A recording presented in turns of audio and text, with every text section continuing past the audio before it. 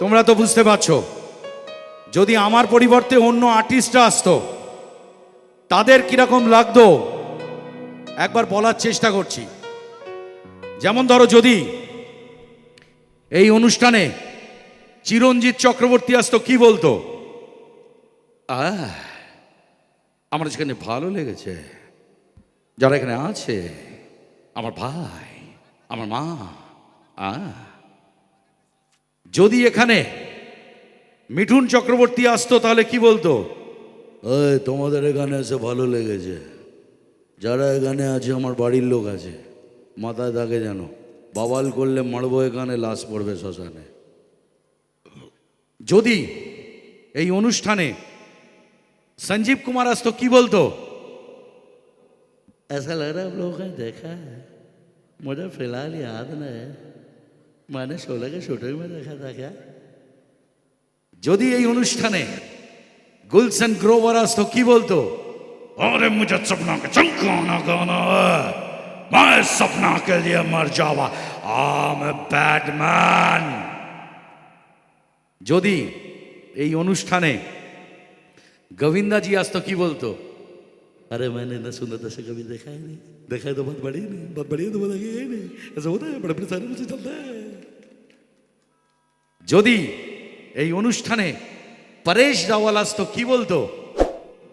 अरे नहीं रे बाबा, ऐसा लग रहा है बाबूराव को ये लोग नहीं पहचानता, ऐसा होता है बड़े बड़े शहरों में सब चलता है। कौन यार राजू, इसको बता दे इसको। যদি এই অনুষ্ঠানে নানা পাটেকার আসতো, কি বলতো? साला एक मच्छर आदमी को जड़ा बना देता है, एक खटमल पूरी रात को अपाइज बना देता है, साला एक मच्छर आदमी को जड़ा बना देता है।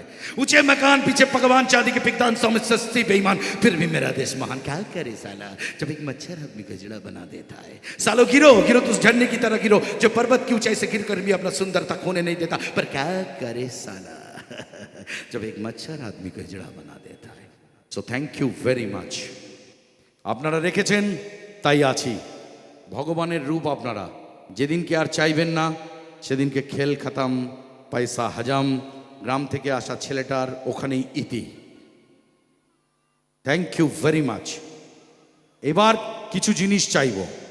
যারা এই ফাংশনটা করলেন, আমার ছোট ভাই, অত্যন্ত পৃথিবীতে বিশ্বাসযোগ্য আমার সম্পর্ক, সৎ ভদ্র আমার ভাই কৃষ্ণেন্দু এবং তার টিম, এবং তার সাথে শুভদা, যিনি আমাকে এখানে এনেছেন এবং যাদের ভরসাতে আমি এখানে এসেছি, যিনি এখানে সাউন্ড করছেন, যারা এই মঞ্চটা করেছেন, যারা এই ফাংশনটা করছেন, আর পৃথিবীর শক্তিশালী মানুষ, হ্যান্ডসাম সেই ভীম মহাশয়ের পুজো।